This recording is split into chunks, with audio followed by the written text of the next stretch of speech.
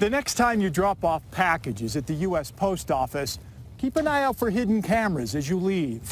Here in Golden, we caught the U.S. Postal Inspection Service capturing everybody's license plates, then pairing that information with a picture of the person's face. This camera lens and recording device wasn't easy to spot.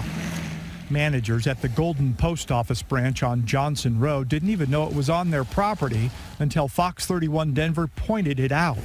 Witnesses say from around Thanksgiving through the busy holiday season and into January, it snapped pictures, thousands of them, of everyone driving a vehicle out the single-lane exit. Customers were not informed in any way. I'm not sure that I can do anything about it, whether I agree with it or not, frankly. It's just part of the data that's being collected, and where it goes, it's hard to tell. I don't think that it's America that we should be safe doing what we do and not being watched every minute of every day.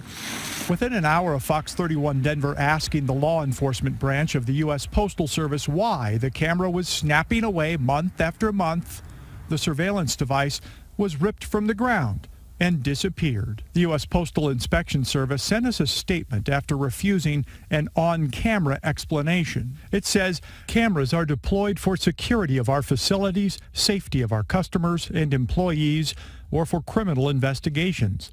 Employees of the Postal Inspection Service are sworn to uphold the Constitution, including protecting the privacy of the American public. Our discovery of this camera program comes just months after the post office was forced to reveal during congressional hearings that it was videotaping and storing the address and return information from billions of pieces of mail. A federal audit in 2014 found that the post office had insufficient controls in place when allowing law enforcement agencies access to the data collected from that mail cover program. Part of being a responsible constitutional government is explaining why it's surveilling its citizens. Lee Tien is an attorney for the Electronic Frontier Foundation. He says citizens may be getting used to security cameras watching them, but the government tracking movements, then recording and keeping those for future law enforcement snooping is something EFF thinks should come with strict rules. The government generally shouldn't be collecting this kind of sensitive information, and it is sensitive because it's about your relationships, and the idea that we give up the privacy in that simply because we use the U.S. mails is, I think, a silly idea. Fox 31 Denver scoured county, state, and federal courts for search warrants authorizing the collection of license plates and pictures of customers' faces, but we couldn't find any criminal case to explain it. Our requests for a written policy on retention time periods of images of innocent customers captured here so far have been ignored. Well, since I don't have anything to hide, I don't really care, but I don't like the idea of it. The ongoing mystery bothered most Golden Post Office customers we spoke with, but not all of them. If it was a little more personal, like reading into my text messages and stuff like that for no real reason, then that's something I'd be a little more alarmed about, but just general surveillance like that for everyone, kind of, no.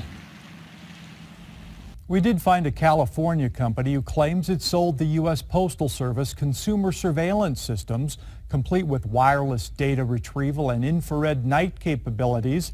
The company would not return our calls. And so far, our numerous federal Freedom of Information Act requests to get contract and financial information about that reported deal and other camera deals have turned up nothing. All right, Chris, great story there. The big question, though, there are security cameras everywhere, as you mentioned in the story, but there's a distinction here between what the federal government is doing with these cameras and security cameras, let's say at 7-Eleven, for example. What's the difference? Well, the attorneys out there who are dealing with issues of freedom say that just being on camera is one thing, but when the government starts collecting that over a long period of time with no rules about how long they can keep it, who they can share it with, and how they can use it without a judge overseeing it, can create problems down the road for privacy. Sure. All right, Chris Helsing, thanks so much.